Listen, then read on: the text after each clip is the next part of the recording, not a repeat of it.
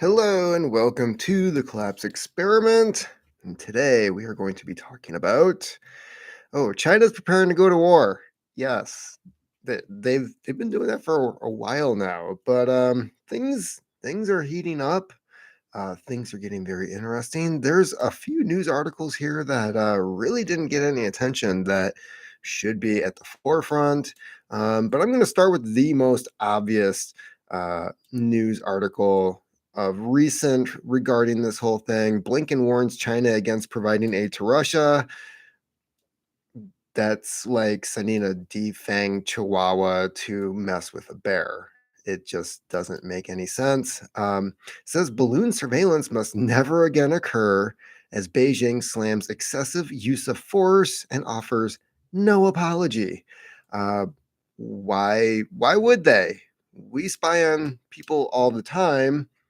We have satellites. They have satellites. They just found this nice little convenient spot that nobody else is using and took advantage of it.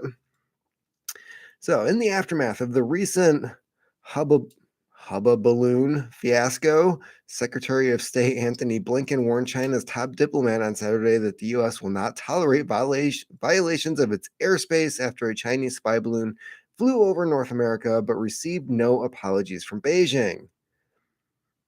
What is he going to threaten them with? Economic sanctions? Like, we're so financially tied to this country. They own so much of our debt. For one, they could kill the dollar if they wanted to at basically any time. Uh, they could shut off COVID. Does anybody remember COVID? What happened with COVID? They shut down all their exports, and you remember what the supermarkets looked like? Do you remember the panic? The stuff stopped moving because we couldn't get parts for trucks and trains and planes and just yeah. Um, what exactly is he going to threaten China with? This makes absolutely no sense. According to Politico, Blinken met with Wang Yi, director of China's Office of the Central Commission for Foreign Affairs, on the sidelines of the Munich Security Conference in what was the administration's first face to face meeting with Chinese government since a balloon was discovered earlier this month and subsequently downed by U.S. military off the coast of South Carolina. According to a State Department readout of the meeting, Blinken directly spoke to the unacceptable violation of U.S. sovereignty and international law. They don't care. I'm just going to point that out by the Chinese surveillance balloon, underscoring that that is irresponsible act must never again occur. They're going to do this whenever the hell they want, and we can't say otherwise. This is just some dude waving his finger in their face, and they're just like, I will snap that finger off whenever I feel like it. Go to your room. Blinken later told NBC's Chuck Todd in an interview after the meeting that Wang offered no apology for the incident. I'm going to skip the tweet because I'm pretty sure that they've already quoted this separately. Blinken also warned Beijing about implications and consequences if China provides material support to Russia or assistance with systemic sanctions evasions. They've been doing this for a while. Like, where the hell have these people been? This was news like 6 months ago. China's been supplying Russia with materials for the war for several months now. They're acting like, hey, you better not do this ever. When they've been doing it, they are doing it, and they'll continue to do it. So I don't know what is wrong with the current administration other than they just have no idea what the hell's going on anywhere. As Moscow wages war against Ukraine, in the same NBC interview, Blinken said that he is very concerned that China is considering providing lethal support to Russia in its aggression against Ukraine. And I made it clear that that would have serious consequences in our relationship. Um, no. Okay, so relationship. This is basically um how do I put this? Um This is a woman in a codependent relationship. She is providing sex and support to China, so we're the woman, and China's like, "No, bitch, I own you. I put a roof over your head. I give you supplies. I give you money. I take care of your debt. What are you gonna do? You gonna leave me?" Yeah, that is the relationship we are in now, and it's yeah. We just have to acknowledge the U.S. is China's biatch at this point. We're not even the bottom one, the one that the pimp actually likes. No, we're just the street hooker for China. It's insane. Blinken told Yi and the US that information China was considering whether to give Russia assistance, possibly including guns and weapons. They've been doing that for the war in Ukraine, and the US has warned China since the start of the invasion a year ago not to do so. The concern that we have now is based on information we have, and they're considering providing lethal support, Blinken told CBS News Face the Nation shortly after he met with Wang. And we've made it very clear to them that they could cause a serious problem for us in our relationship. They will just find somewhere else to go to. That's they have the world is their oyster. They do not care. In response, Wang slammed the Biden administration's destruction of the balloon and urged the U.S. to change course, acknowledge and repair the damage that its excessive use of force caused to China's U.S. relations. No. Like if they just, if the U.S. at this point was like, damages, what? Um, no. like, like Yeah. According to the statement published by Chinese state media, the statement described the controversy as the so called airship incident in an apparent effort to belittle the U.S. reaction that has included a widening bipartisan uproar about what both a House and Senate resolution have declared as a brazen violation of U.S. sovereignty. Let's see here. Earlier in the conference, Wang said China would release a new peace proposal for Ukraine in the coming days. We will shut that down, just like the UK shut down the other previous peace agreement that Ukraine and Russia could have had. Remember Boris Johnson running over there going, and they were just like, okay, I guess we're not supposed to do this. Yeah. Um, Efforts by President Xi Jinping. He condemned attacks on nuclear power stations. Okay. We oppose attacks on nuclear power stations, attacks on civilian nuclear facilities, Wang said. We have to work to prevent nuclear proliferation and nuclear disasters. So at least China, I'll give them credit. They're acknowledging that there's an issue when it comes to the use of nuclear facilities being used as weapons of basically mass destruction on the battlefield. The initial response was cautious. Foreign German Minister Barbach welcomed China's idea, but said a just peace cannot mean that the aggressor gets rewarded. Again, they're trying to make it sound like only Russia is the aggressor here. It doesn't make any sense. You have to look at the context of the history, post World War II to now. Yeah, so they're trying to make it look like Russia is just completely the bad guy here. And hey, I'll admit Russia's a bunch of chocolate starfish in my eyes, and they don't get any love from me here. But you can't say that this wasn't unjustified. So let's see here. China is obliged to use its influence for global peace. A Russian troop withdrawal from Ukraine is a condition of any peace deal, she said. Amusingly, the geometrically challenged foreign minister also said that if Putin decides that tomorrow he changes his course by 360 degrees, that doesn't make any sense. It'd be a 180-degree change. Um, I thought German engineering was supposed to be awesome. The whole world will be happy. Um, oh my God, he tweeted this out to the public. If he changes course by 360 degrees, which means he's right back where he started, Okay. Um, Asked about Wang's peace proposal, the U.S. official who spoke to Bloomberg on condition of anonymity said that Beijing appears to be trying to publicly promote peace and stability while covertly supporting Russia's aggression against its neighbor. At the conference, Wang publicly slammed the U.S. response to the balloon, blah, blah, blah. Yeah, keep your balloons out of our airspace. It's not that hard. But no, China definitely has an opinion that they are the future of the world. They're going to be the next uh, United States when it comes to global hegemony. I believe is the word everybody likes to use these days.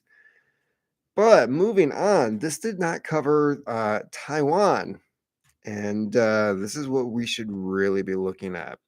Taiwan undersea cable cuts linked to Chinese vessels. Of course, this is from the Taiwan news, but this has been verified by other news sources. Whether cables are intentionally sabotaged is still unknown. Taipei.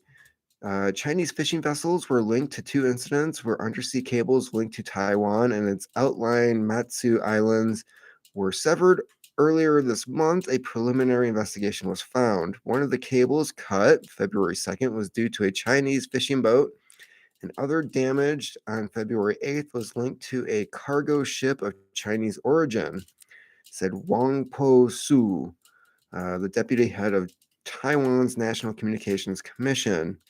The findings were reported by Changhua Telecom, a major telecommunications firm in Taiwan that operates the country's subsea cables using the automatic identification system.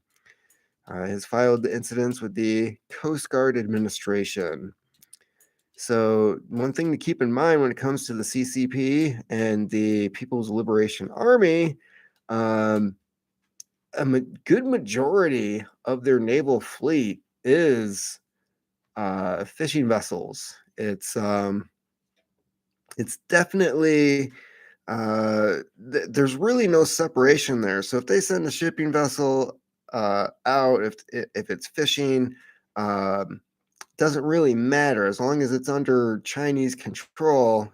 It can be used by the military. So I'm not surprised at all that these vessels were there at the time that these cables were cut.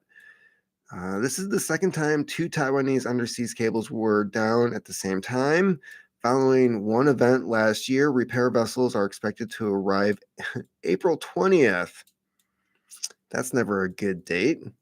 At the earliest, with the cost estimated at 10 million, let's see here, US $329,000, which actually is not that much. I was expecting it to be a heck of a lot higher than that. But yeah, I think overall China is definitely testing the waters to figure out how easily they can disconnect the islands of Taiwan from communications with each other. This is a situation where I think Taiwan really needs to start looking early into something like Starlink, kind of like how Ukraine is using Starlink right now. If they're going to have communications during the possibility of an invasion, it's a very real scenario. And obviously, China is, you want to cut communications. You get rid of communications, you don't have the opportunity to fight back. So let's see here. Um, Speaking of China supporting Ukraine, President Biden makes surprise visit to Kiev, Kiev.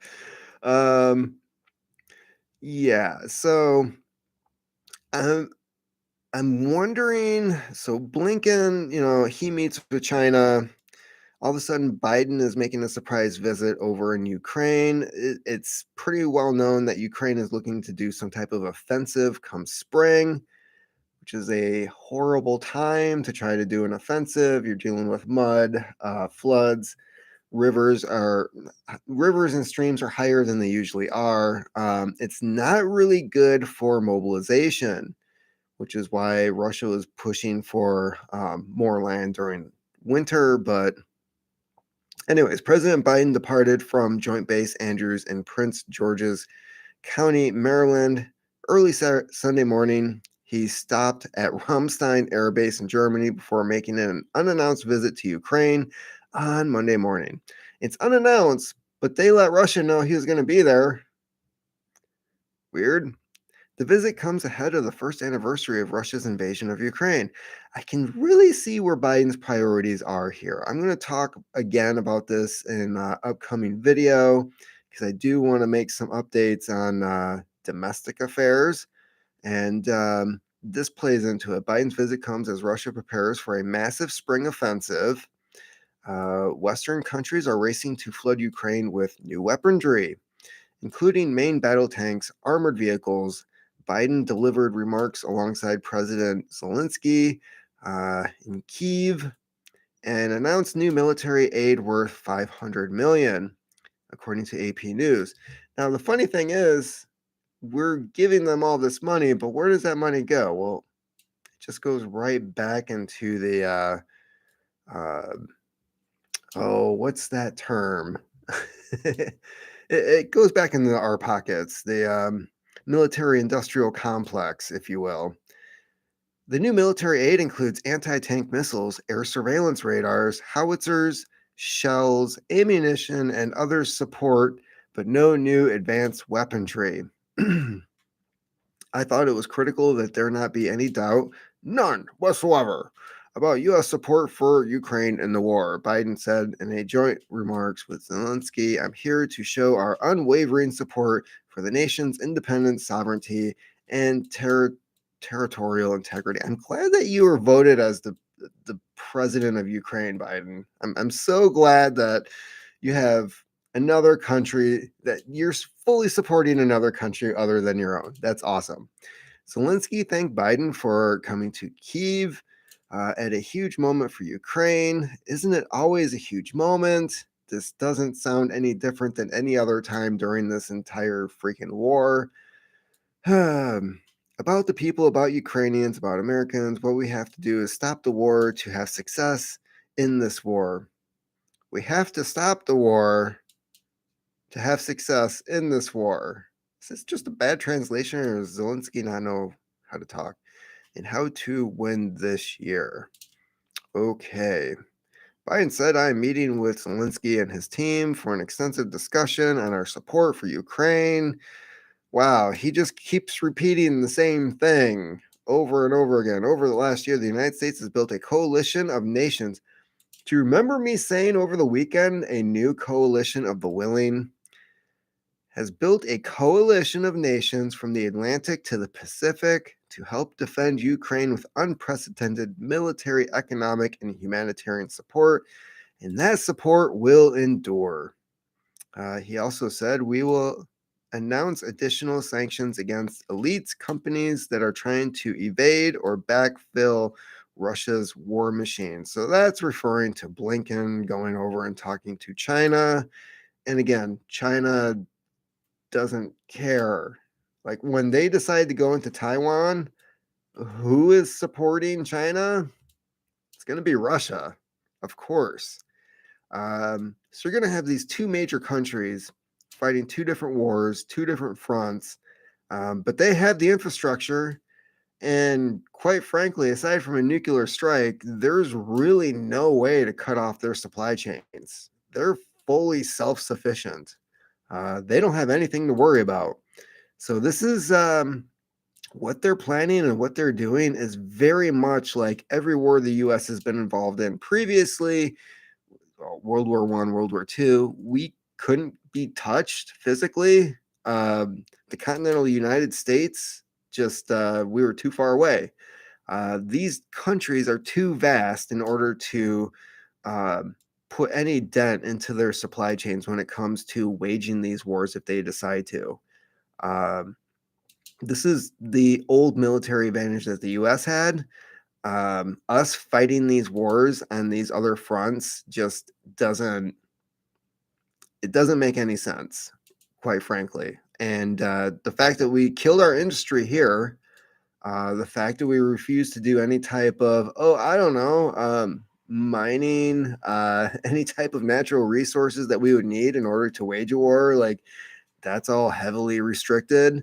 Um, so yeah, while the Democrats and Biden are trying to create this weird, I don't know, utopia, if you will, in the United States when it comes to banning all this stuff that makes us a functioning nation. All these other countries are taking advantage of it, and yeah, it's not going to be like 41 when Japan hit Hawaii and all of a sudden like our factories are growing, booming, we're switching everything over. All of a sudden it's a huge war industry. That's not going to happen. We don't have those factories anymore. They just had to dust off an old ammunition factory uh, outside of a military base in order to create ammo for Ukraine. And literally, this base has been sitting there since World War II. So it doesn't make any sense. Like I don't know what the hell they're thinking. I don't know if Biden knows what the hell he's thinking, but this just doesn't add up. We're making a lot of empty threats here. After Ukraine, Biden will visit Poland. He is expected to deliver a speech on the war efforts and talk to Polish President Duda, as well as other European leaders. So, yeah, keep in mind the 101st Airborne still in Poland. We're still offering supplies and aid to Ukraine via Poland. Um, and I do believe the last time Biden was there, he was telling U.S. troops, you're gonna see it for yourself. You're gonna be over there. As he's like sniffing their hair and stuff. So yes, that is, I believe that might be the last article regarding um, the situation with yeah, that's about it. My next live feed will be coming up probably around 10, where I'm going to be covering several items on the domestic side of the news. What is happening in the States? None of it really good. And actually, there's one news article in particular I'm looking forward to talking about because I think it feeds into the conspiracy aspect of what's happening with all these train derailments. Yeah, there seems to be a change in policy when it comes to unions. So stick around for that and keep on typing.